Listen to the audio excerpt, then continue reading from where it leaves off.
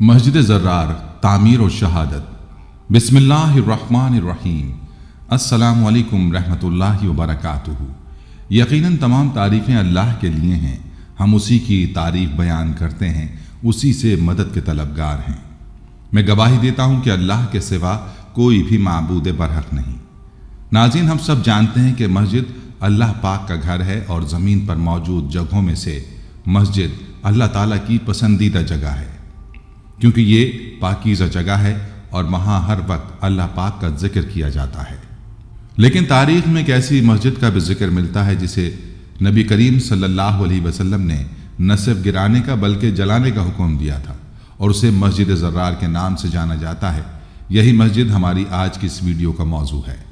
آج کی اس ویڈیو میں ہم آپ کو مسجد زرار کے متعلق ایسے حقائق بتائیں گے جس سے بہت سے لوگ واقف نہیں۔ ہم آپ کو بتائیں گے کہ مسجد زرار کو کب اور کس نے تعمیر کیا۔ اس مسجد کو حضور اقدس صلی اللہ علیہ وآلہ وسلم نے نہ صرف گرانے بلکہ جلانے کا حکم بھی دیا تھا۔ اس مسجد کو کن صحابہ نے جلایا اور یہ مسجد اس وقت کس حالت میں ہے۔ اس سب کے ساتھ ہم اسلام کی پہلی مسجد کے متعلق بھی آپ کو بتائیں گے۔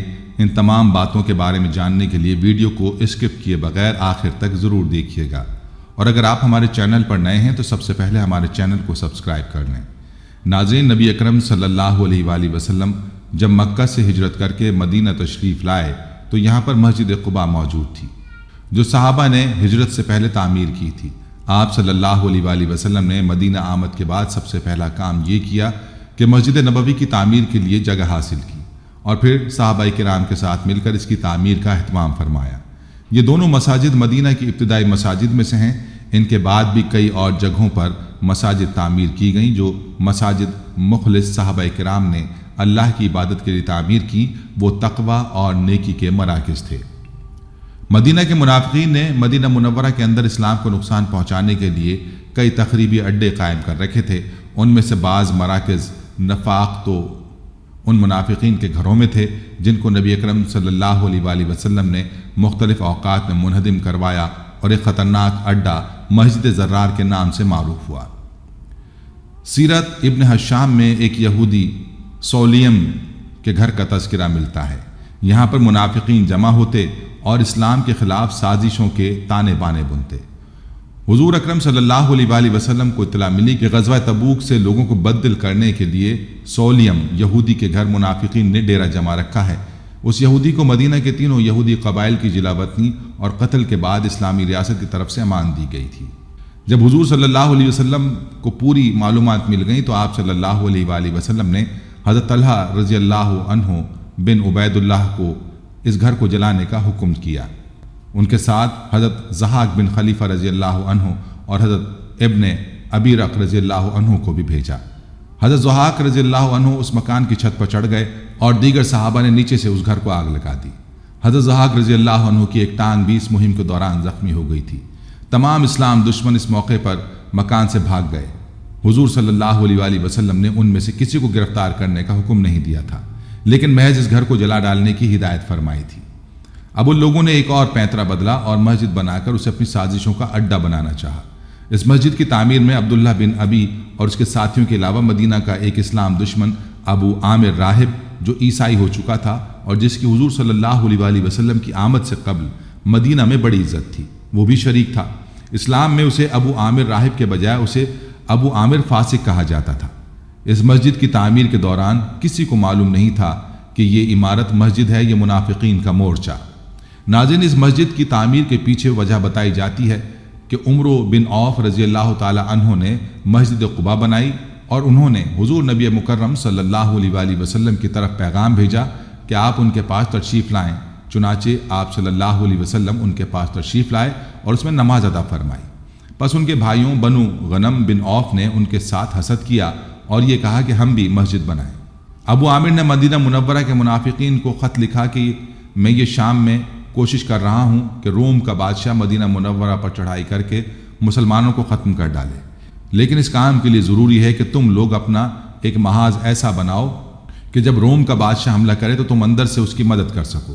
اس نے یہ مشورہ بھی دیا کہ تم ایک عمارت مسجد کے نام سے بناؤ جو بغاوت کے مرکز کے طور پر استعمال ہو، اور اس میں خفیہ طور سے ہتھیار بھی جمع کرو، اور آپس میں مشورہ بھی یہیں کیا کرو، اور میری طرف سے کوئی ایلچی آئے تو اسے بھی یہیں ٹھہراؤ۔ یہاں آپ کو بتاتے چلیں کہ یہ ابو عامر کون تھا۔ مدینہ منورہ کے قبیلے خزرج میں ابو عامر راہب تھا۔ اسے راہب کا نام اس لیے دیا گیا کیونکہ وہ عبادت گزار تھا اور علم کی تلاش میں لگا رہتا تھا۔ پھر وہ حضور نبی مکرم کی دعوت کا انکار کرتے ہوئے قنسرین میں حالت کفر میں مر گیا۔ اس نے حضور نبی مکرم صلی اللہ علیہ وآلہ وسلم کو کہا تھا، میں جو قوم بھی تمہارے ساتھ قتال کرتے ہوئے پاؤں گا تو میں ان کے ساتھ مل کر تمہارے ساتھ قتال کروں گا۔ پس وہ غزوہ حنین تک لگاتار آپ کے خلاف جنگ لڑتا رہا، اور جب بنو حوازن شکست دو چار ہوئے تو وہ روم کی طرف نکل گیا اور مسیحی ہو گیا۔ اور یہ وہی شخص ہے جن کے لڑکے حنظلہ مشہور صحابی ہیں جن کی لاش کو فرشتوں نے غسل دیا، اسی لیے غسیل ملائکہ کے نام سے معروف ہوئے۔ مگر باپ اپنی گمراہی اور نصرانیت پر قائم رہا۔ ابو عامر احد کی لڑائی میں اہل مکہ کو بہکا کر مسلمانوں پر چڑھا کر لایا، اور چند گڑھے اس نے لڑائی کی صفوں کے بیچ میں کھود دیے تھے، جن میں سے ایک گڑھے میں گر کر حضور صلی اللہ علیہ وسلم کو چوٹ لگ گئی تھی۔ ناظرین، مسجد زرار کو بنانے کے لیے منافقین مختلف قسم کے بہانے بازیاں کرتے رہے۔ نبی کریم صلی اللہ علیہ وآلہ وسلم سے درخواست کی کہ بہت سے کمزور لوگوں کو مسجد قباء دور پڑتی ہے، اس لیے ان کی آسانی کی خاطر ہم نے یہ مسجد تعمیر کی ہے۔ آپ کسی وقت یہاں تشریف لا کر نماز پڑھیں تاکہ اسے برکت حاصل ہو۔ غرض یہ بتلاتے ہیں کہ ہمارے گاؤں کے مسلمانوں کو بارش وغیرہ میں دور جانے سے تکلیف ہوتی ہے، اس لیے قریب ہی مسجد بنا لی گئی ہے۔ ضرورت کے موقع پر نماز پڑھ لی جایا کرے گی، مگر دل میں ان کے یہ شرارت ہے کہ جو مسلمان اس مسجد میں آئیں گے ان کو وقتاً فوقتاً شبہات میں ڈالا کریں گے اور پیغمبر صلی اللہ علیہ وآلہ وسلم سے بدظن کرنے کی کوشش کریں گے، تاکہ ان مسلمانوں کا جتھا ٹوٹ جائے جن سے ان کی ترقی میں فرق آ جائے۔ اس مسجد کی تعمیر کے پیچھے ان کے 3 مقاصد تھے: مسلمانوں کو نقصان پہنچانا، مسلمانوں کی جماعت میں تفریق پیدا کرنا کہ مسلمانوں کی جماعت کے 2 ٹکڑے ہو جائیں، ایک ٹکڑا اس مسجد میں نماز پڑھنے والوں کا الگ ہو جائے اور یہ قدیم مسجد قباء کے نمازی گھٹ جائیں۔ یہاں اللہ کے رسول کے دشمنوں کو پناہ ملے اور وہ مسلمانوں کے خلاف سازش کیا کریں۔ منافقین نے مسجد تعمیر کرنے کے بعد مسلمانوں کو فریب دینے اور دھوکہ رکھنے کے لیے یہ ارادہ کیا کہ خود رسول اللہ صلی اللہ علیہ وآلہ وسلم سے ایک نماز اس جگہ پڑھوا دیں تاکہ سب مسلمان مطمئن ہو جائیں۔ ابن اسحاق نے لکھا ہے کہ 12 آدمیوں نے اس مسجد کی تعمیر کی تھی۔ قبیلہ بنی عبید بن زید کا حزام بن خالد، یہ بنی عمرو بن عوف کا ایک فرد تھا، اس کے گھر کے ایک حصے میں یہ مسجد بنائی گئی تھی۔ قبیلہ بنی امیہ بن زید کا ثعلبہ بن حاتب، بنی زبیہ بن زید کا معتب بن قشیر، بنو سبیہ بن زید کا ابو حبیبہ بن ازہر، بنو زبیہ بن زید سے نبتل بن حارث، بنو زبیہ بن زید سے بجاد بن عثمان، قبیلہ بنی عمرو بن عوف کا عباد بن حنیف جو سہل بن حنیف کا بھائی تھا، جاریہ بن عامر اور اس کے دونوں بیٹے، مجمع بن حارثہ، زید بن حارثہ، ودیہ بن ثابت، بنو زبیہ بن زید سے یخرج۔ ناظرین، بڑی ہوشیاری سے ان لوگوں نے حضور صلی اللہ علیہ وسلم کو دعوت دی کہ وہ برکت کے لیے اس مسجد کا افتتاح بھی فرمائیں اور پہلی نماز بھی پڑھیں۔ اس مسجد کا محل وقوع مرکز مدینہ سے تقریباً 2 میل کے فاصلے پر مسجد قباء کے قریب بنو سالم کے علاقے میں تھا۔ اس مسجد کے بنانے والے تمام لوگ بدنیت تھے۔ جب یہ لوگ حضور صلی اللہ علیہ وآلہ وسلم کے پاس آئے تو آپ نے فرمایا کہ میں تبوک سے واپسی پر اس مسجد میں آؤں گا۔ حضور صلی اللہ علیہ وآلہ وسلم جب تبوک سے واپس پلٹے تو اللہ رب العالمین کی طرف سے حکم آ گیا کہ یہ مسجد نہیں بلکہ کفر کا اڈا اور منافقین کا مورچہ ہے، اس لیے اس میں نماز پڑھنے کے بجائے اسے جلا دیا جائے۔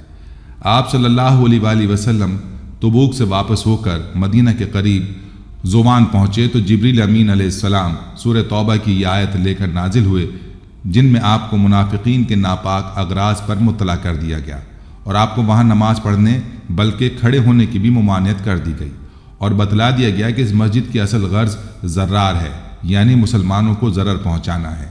اسی وجہ سے یہ مسجد زرار کے نام سے مشہور ہوئی۔ اس نام نہاد مسجد کی حقیقت کھول دی گئی اور اس میں نماز پڑھنے سے منع فرما دیا گیا۔ ناظرین، ادھر ابو عامر راہب حضور صلی اللہ علیہ وآلہ وسلم کی آمد کے بعد محسوس کر رہا تھا کہ اب مدینہ میں اس کی بلکہ کسی بھی اسلام دشمن کی دال گلنے کا کوئی امکان نہیں، تو اس نے اسلام دشمنی میں جل بھن کر ہر وہ کام کیا جس کا تصور کیا جا سکتا تھا۔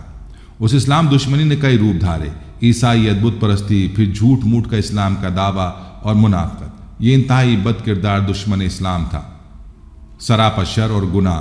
آغاز میں بدر اور احد کے مارکوں کے دوران یہ قریش مکہ کے ساتھ عملاً شریک ہوتا تھا۔ احد کے میدان میں اسی بدبخت نے وہ گڑھے کھدوائے تھے جن میں سے گڑھے میں حضور صلی اللہ علیہ وآلہ وسلم گرے اور زخمی ہوئے۔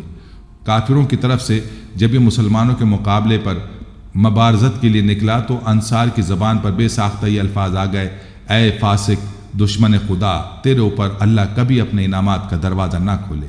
نبی کریم صلی اللہ علیہ وآلہ وسلم نے اس فاسق کو اسلام کی دعوت دی اور اس کے سامنے قرآن پڑھا، مگر اس نے تکبر سے اپنا سر انکار میں ہلایا۔ حضور صلی اللہ علیہ وآلہ وسلم نے اللہ سے دعا کی کہ اللہ اسے بہت بری موت سے دوچار کرے۔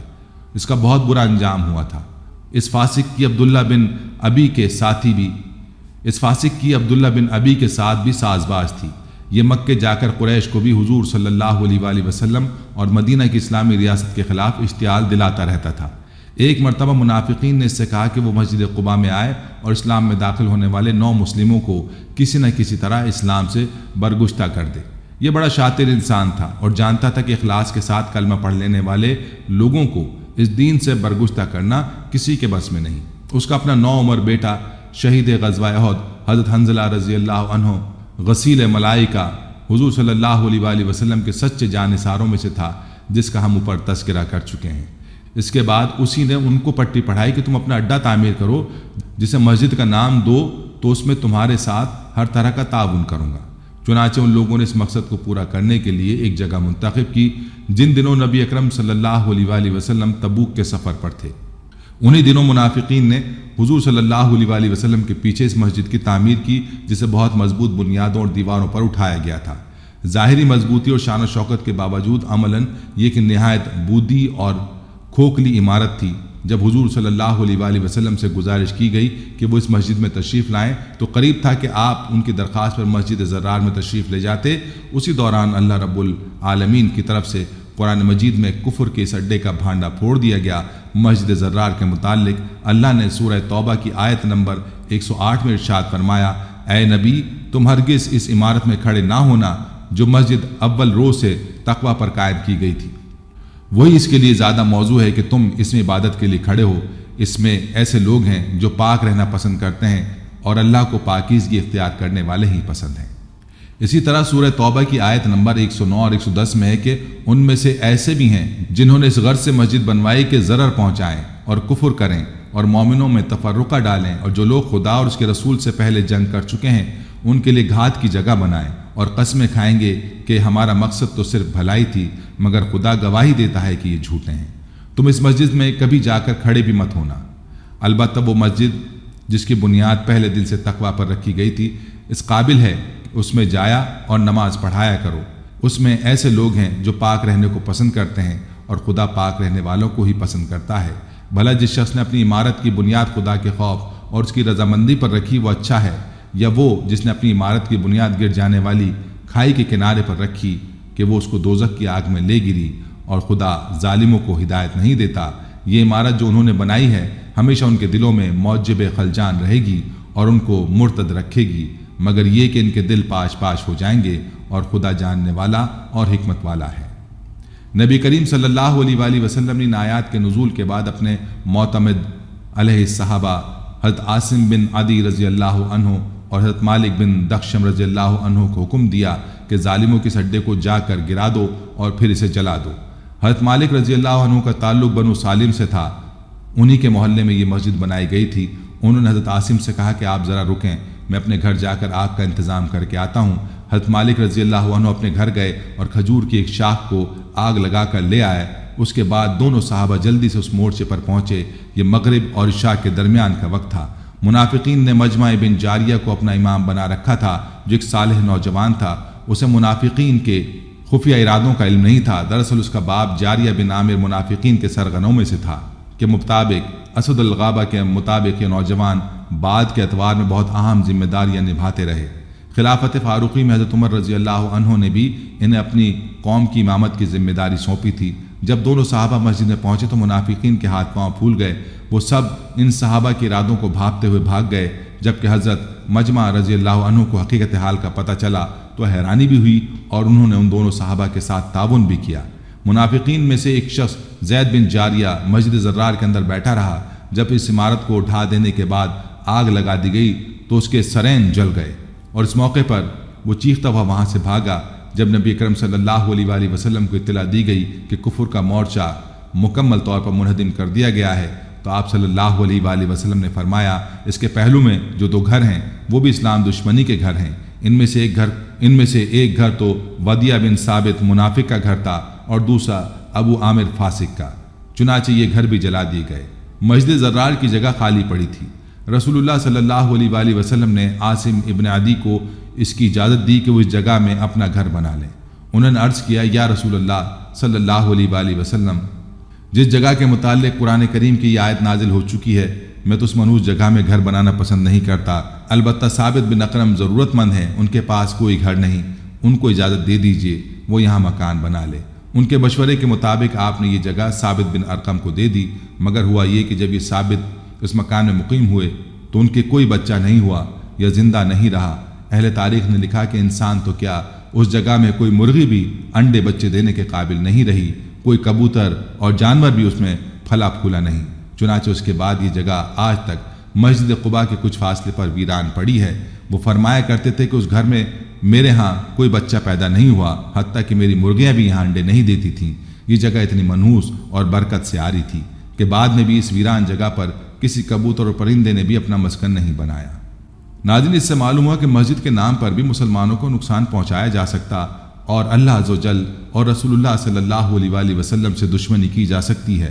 لہٰذا ایسی مسجدوں سے بھی دور رہا جائے جہاں اللہ تعالیٰ کے رسول صلی اللہ تعالیٰ علیہ وآلہ وسلم کے نقص نکالنے کی کوشش کی جاتی ہے، اور جہاں مسلمانوں کو باطل تعلیم دے کر لڑایا جاتا ہے۔ آج بھی جو مسجد دین میں فساد اور مسلمانوں میں تفریق ڈالنے کے لیے بنائی جائے وہ مسجد زرار ہے۔ نیز یہ بھی معلوم ہوا کہ مسلمانوں میں تفریق ڈالنے کی کوشش کرنا منافقین کا طریقہ ہے۔ ناظرین، مسجد زرار کو اسلام کی دوسری مسجد بھی کہا جاتا ہے۔ یہاں آپ کو اسلام کی پہلی مسجد کے متعلق بتاتے چلیں، نبی کریم صلی اللہ علیہ وآلہ وسلم نے سب سے پہلے جس مسجد کو تعمیر کیا وہ مسجد قباء ہے۔ آپ صلی اللہ علیہ وآلہ وسلم نے مسجد قباء کی تعمیر میں خود حصہ لیا۔ اس کا پہلا پتھر نبی اکرم صلی اللہ علیہ وآلہ وسلم نے خود اپنے دست مبارک سے رکھا۔ اس کے بعد حضرت ابو بکر اور حضرت عمر رضی اللہ عنہ نے ایک ایک پتھر رکھا۔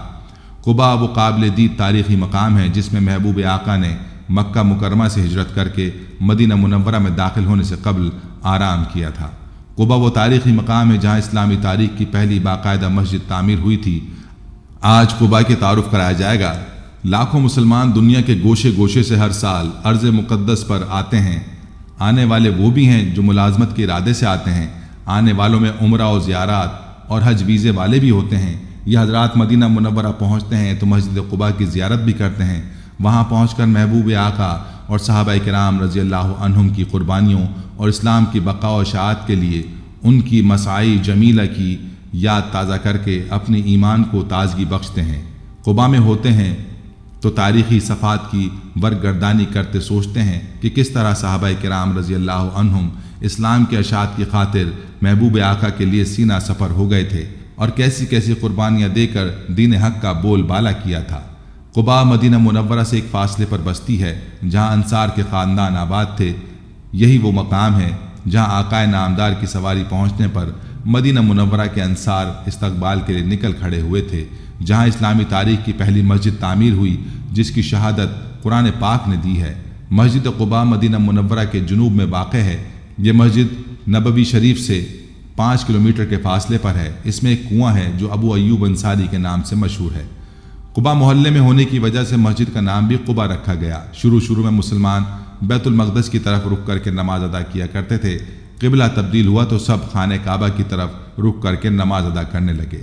قباء کے باسیوں نے مسجد قباء کا رخ تبدیل کرنا تھا تو رسول اللہ صلی اللہ علیہ وآلہ وسلم وہاں تشریف لائے اور سب کے ساتھ مل کر قبلے کا رخ متعین کیا اور ترمیم و اصلاح میں حصہ لیا۔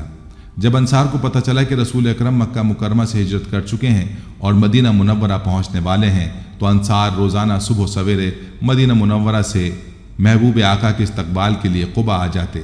دھوپ ہوتی تو واپس چلے جاتے تھے۔ رسول اکرم صلی اللہ علیہ وآلہ وسلم ربیع الاول کے مہینے میں قباء پہنچے تو بنو عمرو بن عوف میں قیام کیا۔ آرام کے بعد نبی اکرم نے سب سے پہلا کام مسجد قباء کی تعمیر کی۔ یہ مسجد कुलसुम बिन हदम की ज़मीन पर कायम की गई। इस मस्जिद का पहला पत्थर नबी अकरम सल्लल्लाहु अलैहि वसल्लम ने खुद अपने दस्ते मुबारक से क़िबला रुख रखा। इसके बाद हज़रत अबू बकर सिद्दीक़ रज़ी अल्लाह अन्हुम और हज़रत उमर रज़ी अल्लाह अन्हुम ने एक एक पत्थर रखा। सहाबा रज़ी अल्लाह अन्हुम ने इसकी तामीर में बढ़ चढ़ कर हिस्सा लिया और नबी करीम खुद भी मस्जिद की तामीर के लिए काम करते रहे। इस्लाम में सबसे पहले यही मस्जिद तामीर की गई जो 11 रबीउल अव्वल 1 हिजरी बमुताबिक 3 सितंबर 632 के दरमियान तामीर की गई। सूरह तौबा की आयत 108 में इसी मस्जिद का तज़किरा किया गया है। इरशाद रब्बानी है, जो मस्जिद रोज़ अव्वल से तकवा पर कायम की गई थी वही उसके लिए ज़्यादा मौजू है कि तुम उसमें इबादत के लिए खड़े हो। उसमें ऐसे लोग हैं जो पाक रहना पसंद करते हैं और अल्लाह को पाकीज़गी इख्तियार करने वाले ही पसंद हैं। सूरह तौबा आयत 108। हज़रत अब्दुल्ला बिन उमर से रिवायत है कि नबी करम मस्जिद क़ुबा की ज़ियारत के लिए कभी सवार और कभी पैदल तशरीफ़ ले जाते और 2 रकात नमाज पढ़ते। नबी करीम सल्लल्लाहु अलैहि वसल्लम का इरशाद है, जो शख्स अपने घर से वज़ू करके मस्जिद क़ुबा में 2 रकात नमाज अदा करे तो उसे एक उम्रे का सवाब मिलेगा। मुनाफिकीन ने इसी मस्जिद के बिलमुकाबिल एक मस्जिद तामीर की जिसे कुरान ने मस्जिद ज़र्रार का नाम दिया है।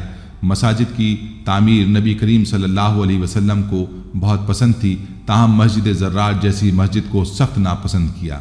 हुज़ूर अक़दस सल्लल्लाहु अलैहि वसल्लम ने इरशाद फरमाया, अल्लाह ताला के नज़दीक सबसे बेहतरीन जगह मस्जिद हैं। सही मुस्लिम। मसाजिद रुए ज़मीन की सबसे मुक़द्दस जगह हैं। इनकी हैसियत रुए ज़मीन पर ऐसी ही है जैसे जिस्म में रूह की। जिस्म की बका रूह के बगैर नहीं, इसी तरह मस्जिद के इख्तिताम के साथ रुए ज़मीन भी ख़त्म हो जाएगी। इसीलिए रसूलुल्लाह सल्लल्लाहु अलैहि वसल्लम ने क़यामत के वक़ूअ की करीबी और बड़ी अलामतों में से एक उम्मुल मसाजिद काबे शरीफ का इंहिदाम बताया है। जिस तरह अरवाह जिस्म के फ़ना होने के बाद भी महफूज रहती है, नेकियों की रूह इल्लियीन में और बुरों की सिज्जीन में रखी जाती हैं, इसी तरह दुनिया के ख़त्म होने के बाद भी मसाजिद बाकी रहेंगी और उनकी जगहें एक दूसरे से मिलाकर एक कर दी जाएंगी। रसूलुल्लाह सल्लल्लाहु अलैहि वसल्लम ने इरशाद फरमाया, क़यामत के दिन सारी ज़मीन ख़त्म कर दी जाएगी मगर मसाजिद बाकी रहेंगी। तमाम मसाजिद एक दूसरे के साथ जम करके यकजा कर दी जाएंगी। मजमउज़ ज़वाइद। अल्लाह ताला ने मस्जिद की निस्बत अपनी जानिब करते हुए इसकी तक़दीस व अज़मत पर मोहर लगा दी। फरमाया, मस्जिदें अल्लाह ही की हैं, बस इसमें अल्लाह ताला के साथ किसी को नहीं पुकारो। सूरह जिन। एक और जगह इरशाद फरमाया, मस्जिदों की तामीर वही करते हैं जिनका ईमान अल्लाह पर और क़यामत के दिन पर है और नमाज की पाबंदी करते हैं और ज़कात अदा करते हैं। अल्लाह ताला के अलावा किसी से नहीं डरते, बस उम्मीद है कि ऐसे लोग कामयाब हो जाएं। इस्लाम में मसाजिद की हैसियत दीगर मज़ाहिब की इबादत गाहों की तरह महज इबादत की अदायगी के लिए मुख्तस की गई एक इमारत नहीं, बल्कि मसाजिद इस्लामी मुआशरे की दीनी, सियासी, मुआशरती, अखलाकी, रफ़ाही क़यादत के मराकिज़ हैं। दुनिया की जुल्मतों में इस्लाम हिदायत का नूर है और मसाजिद वो चराग हैं जहाँ से ये नूर अपनी किरणों से मुआशरे के गोशे गोशे को मुनव्वर करता है। मसाजिद की हैसियत इस्लामी मुआशरे में दिल की है, जहाँ से इल्म व हिदायत का खून मुआशरे की रगों में पहुँचता है। मस्जिद मुआशरे में इस्लाम के ज़िंदा होने की अलामत है। मसाजिद चूँकि दुनिया की बका और उसके अमन व इस्तेहकाम के लिए ज़रूरी हैं, इसलिए अल्लाह ताला ने मसाजिद की तबाही और उसकी वीरानी की साजिश करने वालों को रुए ज़मीन का सबसे बड़ा जालिम करार दिया। इरशाद बारी ताला है, वो शख्स सबसे बड़ा जालिम है जो अल्लाह की मस्जिदों में ज़िक्र करने से लोगों को रोके और उसकी वीरानी की कोशिश करे। सूरह बकरा। इस आयत में भी मसाजिद की निस्बत अल्लाह ताला की तरफ की गई है कि जो जगह अल्लाह की इबादत के लिए बनाई गई हो उसमें अल्लाह की इबादत से रोक देने को बहुत बड़ा जुल्म करार दिया गया है। यह आयत गो के मस्जिदुल हराम से मुताल्लिक नाजिल हुई है, लेकिन जमा का सीगा इस्तेमाल किया गया है जिसमें इस बात की तरफ इशारा है कि तमाम मस्जिदों का यही हुक्म है। अगरचे ये आयत ख़ास वाक़े के पस मंज़र में नाजिल हुई है, लेकिन यह हुक्म आम है और मस्जिदों को वीरान करने से मुराद उसे मुनहदिम करना और उसमें इबादत को रोक देना है। अगर इस्लामी रियासतें मौजूद हैं तो मसाजिद की तामीर और इंतज़ाम की हर जिम्मेदारी रियासत की होगी। इस्लामी रियासत की गैर मौजूदगी में ये जिम्मेदारी इलाके के मुस्लिम अफराद की है कि वो मस्जिद की तामीर का इंतज़ाम करें और उसे मतलूबा बुनियादों पर कायम रखने की कोशिश करें। मस्जिद की शरई हैसियत के सिलसिले में रसूलुल्लाह सल्लल्लाहु अलैहि वसल्लम के इरशादात से भी रोशनी मिलती है। हज़रत अब्दुल्ला बिन मसूद रज़ी अल्लाह अन्हु से रिवायत है कि रसूलुल्लाह सल्लल्लाहु अलैहि वसल्लम ने फरमाया, ज़मीन में मस्जिदें अल्लाह के घर हैं और ये बात अल्लाह ताला के ज़िम्मे है کہ جو اللہ کے گھر کی زیارت کرے اللہ تعالیٰ اس کا اکرام فرمائے۔ اس حدیث میں مسجدوں کو اللہ تعالیٰ کا گھر قرار دیا گیا ہے۔ گھر قرار دینے کا مطلب ظاہر ہے کہ مسجدیں اللہ تعالیٰ کی ملکیت ہیں، اور ظاہر ہے کہ جب انسان اس کا مالک باقی نہیں رہا تو اسے اس میں کسی تصرف اور اس کی حیثیت اور کیفیت کو بدلنے کا کس طرح حق ہو سکتا ہے۔ مسجدوں کی تعمیر کرنے پر رسول اللہ صلی اللہ علیہ وآلہ وسلم نے جنت کا وعدہ فرمایا۔ ارشاد نبوی صلی اللہ علیہ وآلہ وسلم ہے، جس شخص نے اللہ کی رضا کے لیے مسجدیں بنائیں اللہ تعالیٰ اس کے لیے جنت میں محل تعمیر فرمائے گا۔ بخاری و مسلم۔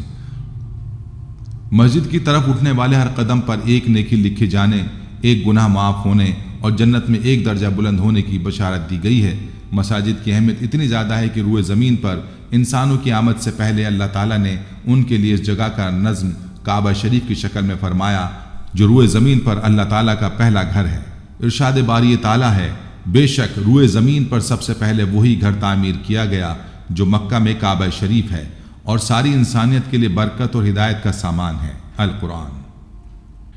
حضرت آدم علیہ السلام سے حضرت محمد صلی اللہ علیہ وآلہ وسلم تک تمام مذاہب اور ادیان میں عبادت خانے تعمیر ہوئے اور اسے عزت و شرف اور تکریم کی نگاہ سے دیکھا گیا، جہاں لوگ جمع ہو کر اپنے خالق و مالک کی عبادت کرتے رہے۔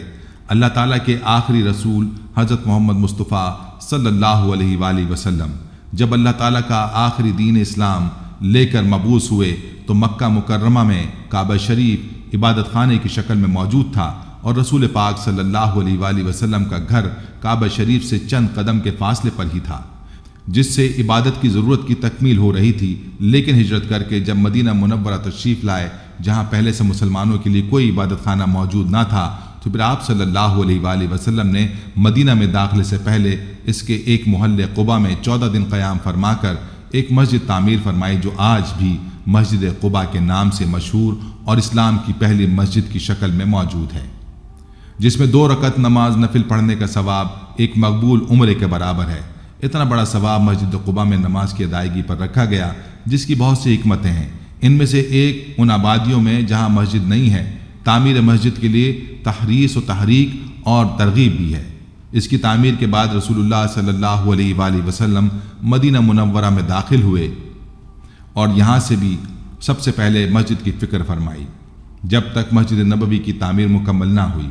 آپ صلی اللہ علیہ وآلہ وسلم نے اپنا گھر نہیں بنایا اور حضرت ابو ایوب انصاری رضی اللہ عنہ کے مکان میں قیام رہے اور حضرت ابو ایوب انصاری رضی اللہ عنہ کے مکان میں مقیم رہے۔ جب مسجد نبوی شریف تیار ہو گئی، اس کے بعد رسول اللہ صلی اللہ علیہ وآلہ وسلم نے مسجد کے ارد گرد ازواج مطہرات کے حجرے بنوائے۔ جب مسلمانوں کی آبادی مختلف علاقوں میں پھیلی تو آپ صلی اللہ علیہ وآلہ وسلم نے مسلمانوں کو ہر آبادی میں مساجد بنانے کا حکم دیا۔ سنن ابی داؤد۔ مسلمانوں نے اس پر عمل کیا اور ہر گاؤں اور محلے میں مسجد تعمیر کی، یہاں تک کہ مسجد مسلمانوں کے وہاں آباد ہونے کی علامت قرار پائیں اور اسے شاعر اسلام بتایا گیا۔ حضرت ابو سعید خدری رضی اللہ عنہ سے روایت ہے کہ رسول اللہ صلی اللہ علیہ وآلہ وسلم نے ارشاد فرمایا، جب تم کسی کو دیکھو کہ وہ مسجد کا عادی بن گیا ہے تو اس کے مومن ہونے کی شہادت دو۔ مسند احمد۔ مساجد کو اللہ کی رحمتوں کے نزول کا سبب اور عذاب الہی سے بچنے کا ذریعہ بتایا گیا ہے۔ حدیث میں ہے کہ اللہ تعالیٰ ان مسجد والوں پر نظر ڈال کر اپنا عذاب پوری قوم سے ہٹا لیتا ہے۔ تفسیر ابن کثیر۔ مساجد جس طرح افضل العبادات یعنی نماز کی ادائیگی کی جگہ ہے، اسی طرح مسلمانوں کے اجتماعی نظام کا عظیم مرکز بھی ہے۔ مساجد کے اجتماعی نظام سے بڑھ کر دنیا میں کوئی نظام ممکن بھی نہیں۔ انہی وجوہات کی بنا پر مسجدوں کی تعمیر اور اسے آباد کرنا ایمان کی علامت قرار دیا گیا اور اس کی تعمیر پر جنت کا وعدہ کیا گیا ہے۔ آپ صلی اللہ علیہ وآلہ وسلم کا فرمان ہے، جس نے اللہ کے لیے مسجد بنائی اللہ تعالیٰ اس کے لیے جنت میں ویسا ہی گھر بناتا ہے۔ مسجد جانے والے کو بھی اجر ملتا ہے۔ آپ صلی اللہ علیہ وآلہ وسلم کا فرمان ہے، اس کے لیے ہر قدم کے بدلے نیکی ہے، اللہ تعالیٰ اس کا ایک درجہ بلند اور اس کی ایک برائی مٹا دیتا ہے۔ صحیح مسلم۔ بلکہ مسجد سے واپس گھر آتے ہوئے بھی اسی طرح نیکیاں لکھی جاتی ہیں۔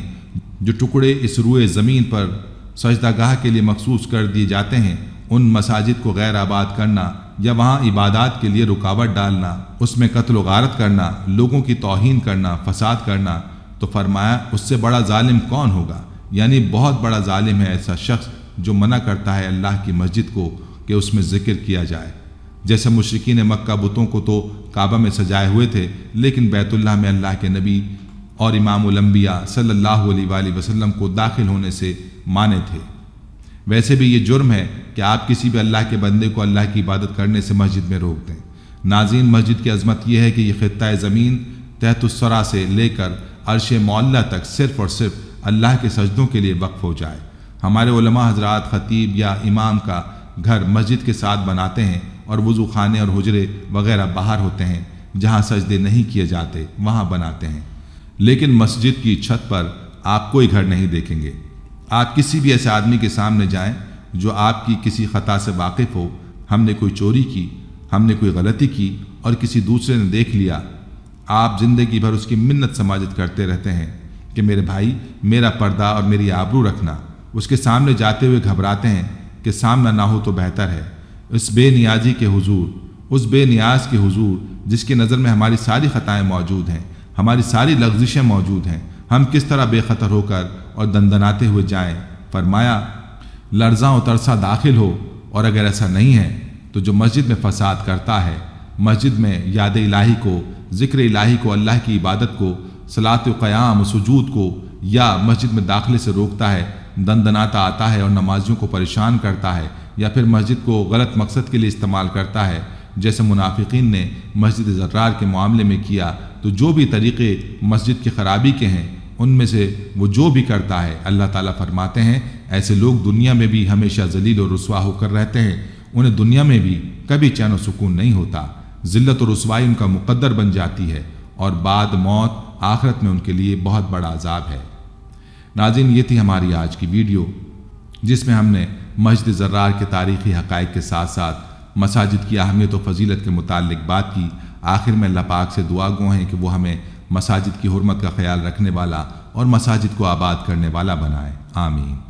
उम्मीद करते हैं कि आपको हमारी आज की ये वीडियो ज़रूर पसंद आई होगी। अगर आपको हमारी आज की ये वीडियो पसंद आई है तो आपसे गुजारिश करते हैं कि आप हमारे चैनल को ज़रूर सब्सक्राइब कर लें और साथ ही लगे बेल के बटन को भी प्रेस कर लें, ताकि आपके पास हमारी आने वाली मज़ीद मालूमाती वीडियोज़ का नोटिफिकेशन बर वक्त मिलता रहे। सब्सक्राइब के साथ साथ हमारी वीडियोज़ को लाइक भी करें और अपनी कीमती राय का इजहार कमेंट्स में ज़रूर करें। कमेंट्स में आप अपने सवालात भी हम तक पहुँचा सकते हैं। अल्लाह ताला आपको अपने हिफ्ज़-ओ-अमान में रखे। आमीन। आखिर में प्यारे दोस्तों, हर वीडियो के इख्तिताम में हमने एक दुआ का सिलसिला शुरू किया हुआ है। जो भी इस दुआ में शामिल होगा, मेरा दावा है कि अल्लाह पाक उसके तमाम जायज हाजात को पूरा करेंगे। अपनी दुआ का आगाज दुरूद इब्राहिमी से करते हैं। आप सब दोस्त और बहनें पहले मेरे साथ मिलकर दुरूद पाक पढ़ लें और कमेंट्स में आमीन लाजमी लिखिएगा। अल्लाह पाक इस आमीन को लिखने की बरकत से आपकी और मेरी तमाम जायज हाजात पूरा फरमाएंगे। दुआ का आगाज करते हैं। बिस्मिल्लाहिर्रहमानिर्रहीम। अल्लाहुम्मा सल्ली अला मुहम्मदिन व अला आलि मुहम्मदिन कमा सल्लैता अला इब्राहीम व अला आलि इब्राहीम इन्नका हमीदुम मजीद। अल्लाहुम्मा बारिक अला मुहम्मदिन व अला आलि मुहम्मदिन कमा बारकता अला इब्राहीम व अला आलि इब्राहीम इन्नका हमीदुम मजीद। तमाम हम्दो सना रब्बे जुल जलाल के लिए हैं, जिसकी रहमत से ना उम्मीदी नहीं, जिसकी नेमतों से दामन खाली नहीं, जिसकी मगफिरत से मायूसी नहीं और जिसकी रहमतों का फैजान कभी रुकता नहीं। ऐ अल्लाह, तू पाक है, तेरा शुक्र अदा करते हैं इस इकरार के साथ कि तेरे सिवा कोई माबूद नहीं, तू सबसे बड़ा है, तेरा कोई शरीक नहीं और ना ही कोई हमसर है। जमीन और आसमान पर जितने भी मखलूकात हैं, तू सबका मालिक है और तू सबको पालने वाला है। ऐ अल्लाह पाक, बिलाशुबा तू हमसे मोहब्बत करता है। यही वजह है कि तुमने हमें ईमान की दौलत से नवाजा और हमें अपने महबूब सल्लल्लाहु अलैहि वसल्लम के सदक़े हमारी जिंदगियों को पुरसुकून और हमें अपने महबूब सल्लल्लाहु अलैहि वसल्लम का उम्मती बनाया। या अल्लाह, अपने प्यारे हबीब सल्लल्लाहु अलैहि वसल्लम के सदक़े हमारी जिंदगियों को पुरसुकून और आसान बना दे। یا الہی ہم سب کے گناہ معاف فرما دے، ہم سب کو عابد اور سحر انگیز بنا دے، ہم پر راز شوق آشکار کر دے، ہمیں غلامی مصطفیٰ صلی اللہ علیہ وآلہ وسلم سے سرفراز فرما دے، ہمارے دلوں کی ویران بستی کو اپنی رحمت سے آباد کر دے، اور ہمیں اس راستے پر ہمیشہ قائم رکھ جو نبی پاک صلی اللہ علیہ وآلہ وسلم نے بتلایا ہے۔ یا اللہ ہم سب کو سچے دل سے توبہ کرنے کی توفیق عطا فرما دے۔ اے رب رحیم، ہم گناہوں کی دلدل میں ڈوب گئے ہیں، ہم بدکاریوں کی مستی میں گر پڑے ہیں، ہم مایوسی کے اندھیروں میں بھٹک رہے ہیں۔ یا الہی، یا میرے مالک، ہم مایوسی کے اندھیروں میں بھٹک رہے ہیں، رحمت الہی سے خود ہی روٹھ گئے ہیں۔ اے اللہ، ہم ندامت کے آنسوؤں سے ناآشنا ہیں، ہم ایک سچی توبہ کے طلبگار ہیں۔ اے اللہ پاک، اپنی رحمت سے ہمیں وہ سچی توبہ عطا فرما دے۔ اے پاک پروردگار، ہمیں، ہمارے والدین کو، ہمارے اہل و عیال کو، ہمارے آباء و اجداد اور ہماری آنے والی نسلوں کو اپنی عافیت عطا فرما، ہم سب کو بے حساب رزق عطا فرما، ہم سب کو حاسدوں کے حسد سے بچا۔ دونوں جہانوں کے مالک، جب ہم تھک جائیں تو ہمیں آرام پہنچانا، جب مشکلیں بھر جائیں تو آسانی بن جانا، جب ہم کمزور پڑ جائیں تو ہماری طاقت بن جانا، جب ہم دکھ اور تکلیف میں ہوں تو ہمارا مرہم بن جانا، جب ہم مایوس ہو جائیں تو ہمارا بھروسہ اور یقین بن جانا، جب ہم بھوک سے نڈال ہو جائیں تو تیری یاد ہی ہماری غذا بن جائے، جب ہر طرف بے چینیاں بھر جائے تو اے پاک پروردگار ہمارا سکون بن جانا، جب ہمارے اندر مایوسی کا اندھیرا بھرنے لگے تو امید کی روشنی بن جانا، جب ہر چیز ہمارے لیے ناممکن ہو جائے تو ہر چیز کو اپنے خاص فضل اور کرم سے ممکن بنا دینا۔ اے ارض و سما کے مالک، تو غفور ہے، تو رحیم ہے، ہم سب کی توبہ قبول کرنا، ہمارے گناہ صغیرہ و کبیرہ کو دھو دے، ہمارے دلوں کو ہدایت دے، ہماری زبان کو درستگی اور نرمی عطا فرما، ہم سب کو گناہوں سے بچا اور ہمیں نیک اعمال کرنے کی توفیق عطا فرما۔ اے اللہ، جس طرح تو بارش برسا کر سوکھی زمین کی پیاس بجھاتا ہے، اسی طرح اپنی رحمت سے ہمارے دلوں کو بھی سیراب کر دے، بے شک تو بڑا مہربان اور نہایت رحم کرنے والا ہے۔ اے پاک پروردگار، ہم سب کو ہر اس نعمت سے سرفراز فرما جس میں ہمارے لیے خیر و برکت ہو، عزت و وقار ہو، راحت و سکون ہو، صحت اور تندرستی ہو، ترقی و خوشحالی ہو اور دنیا اور آخرت کی بھلائی ہو۔ اے اللہ، ہماری زندگیوں کو محبت کا عنوان بنا دے کہ ہم سب سے زیادہ تجھ سے محبت کریں، تجھ کو فوقیت دیں، تیری عبادت کریں، تیرا حکم مانیں، تیرے بتائے ہوئے راستوں پر چلیں، یہاں تک کہ ہماری زندگی تمام ہو جائے اور تو ہمیں اپنے نور سے ڈھانپ لے، وہ نور جو ہمارے سینے کو منور کر دے، وہ نور جو قبر کو روشن کر دے، وہ نور جو پل صراط پر روشنی بن جائے۔ اے ہمارے رب، ہم کو بھی ان خوش نصیبوں میں شامل فرما جن کی توبہ تو قبول فرماتا ہے، جن کے گناہوں کو تو اپنے فضل و کرم اور رحمت سے نیکیوں میں تبدیل کر دیتا ہے۔ یا اللہ، ہمارے پاس کوئی اور عمل نہیں ہے، ہمیں صرف تیری رحمت کا آسرا ہے۔ یا پروردگار، ہمیں اپنی رحمت میں ڈھانپ لے۔ اے بلندیوں کے بادشاہ، اے رب کائنات، ہمارے دل اور ہمارے قدم اپنی رضا کی طرف پھیر دے۔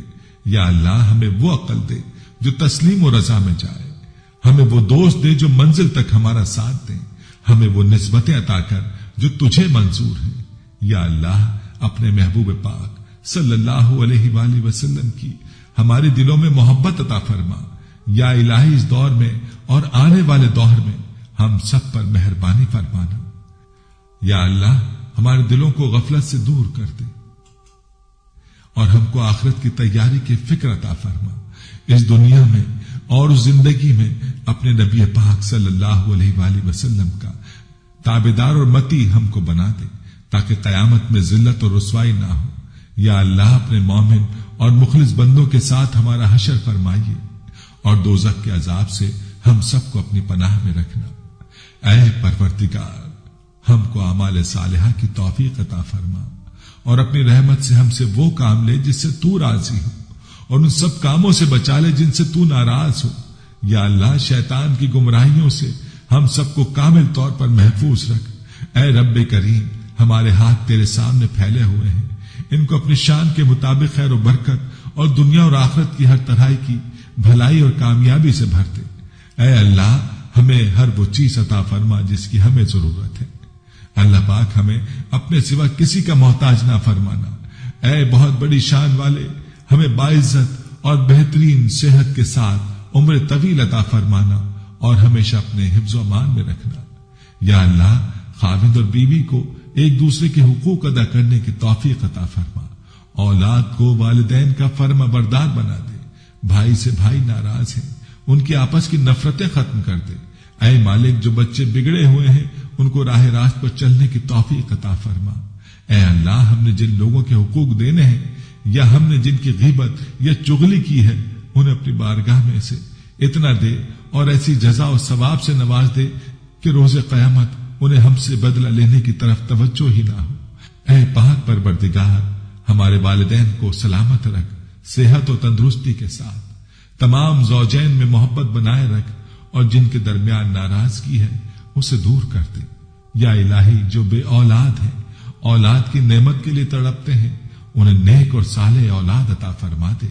جن کی شادی نہیں ہوئی ہے، جو بیٹے اور بیٹیاں رشتوں کی آس لگائے بیٹھے ہیں، اپنے غیب کے خزانوں سے ایسے وسیلے اور راستے بنا کہ ان سب کو نیک شریک حیات ملے۔ یا اللہ جو مسلمان پریشان حال ہیں، مصیبت میں ہیں، اپنی لامحدود رحمت و مہربانی سے ان کی تمام پریشانی، مشکل، مصیبت اور تنگی کو دور فرما دے۔ اے ارض و سما کے مالک ہماری ٹوٹی پھوٹی دعاؤں کو نہ دیکھ، ہمارا تجھ پہ جو یقین کامل ہے اس کو دیکھ، اور آج ہماری تمام دعاؤں کو، حاجتوں کو پورا کر دے۔ ہمیں ایسی معافی دے دے جس کے بعد گناہ سے نفرت ہو جائے، ہمیں ایسی ہدایت فرما جس کے بعد گمراہی نہ ہو، ہمیں ایسی کامیابی عطا فرما جس کے بعد ناکامی نہ ہو، ہمیں ایسی عزت دے جس کے بعد کوئی ذلت نہ ہو، ہمیں ایسی خوشیاں عطا فرما جس کے بعد تکبر نہ ہو، ہمیں ایسی رضا دے جس کے بعد تیری ناراضگی نہ ہو، ایسی رحمت عطا فرما جس کے بعد عذاب نہ ہو، ایسی اولاد سے نواز دے جو نیک اور باعث عزت ہو، ایسا رزق عطا فرما جو حلال اور برکت ہو، اور ایسی موت عطا فرما جو باعث مغفرت ہو۔ اے اللہ ہماری مغفرت فرما دے، ہمارے ماں باپ کی مغفرت فرما دے۔ اے اللہ جنہوں نے ہمیں بڑی محنتوں سے پالا پوسا، ہمارے لیے تکلیفیں اٹھائیں، خود بھوکے رہ کر ہمیں کھانا کھلایا، تکلیف میں رہ کر ہمیں آرام پہنچانے کی کوشش کی، اے اللہ ہماری روزی کے حصول کے لیے جد و جہد اور کوشش کرتے رہے۔ اے اللہ ہماری تربیت کے لیے جو کچھ ان سے ہو سکا، اے اللہ انہوں نے ہمارے لیے کیا۔ اے اللہ ہماری طرف سے ہمارے والدین کو جزائے خیر عطا فرما۔ اے اللہ جن اساتذہ کے ذریعے سے تیرا کلام پاک ہم تک پہنچا ہے، اے اللہ تیرے دین کا علم ہم تک پہنچا ہے، اے اللہ ان تمام لوگوں کی قبروں کو نور سے بھر دے، اے اللہ ان کی مغفرت فرما، ان کے درجات کو بلند فرما، اے اللہ عذاب قبر سے ان کی حفاظت فرما، اے اللہ اپنے محبوب اور مقبول بندوں میں شامل فرما، اے اللہ ہماری طرف سے انہیں بہترین جزا عطا فرما، ان کی نیکیوں کو قبول فرما، ان کی خطاؤں سے درگزر فرما، ان کی سیئات کو حسنات سے مبدل فرما۔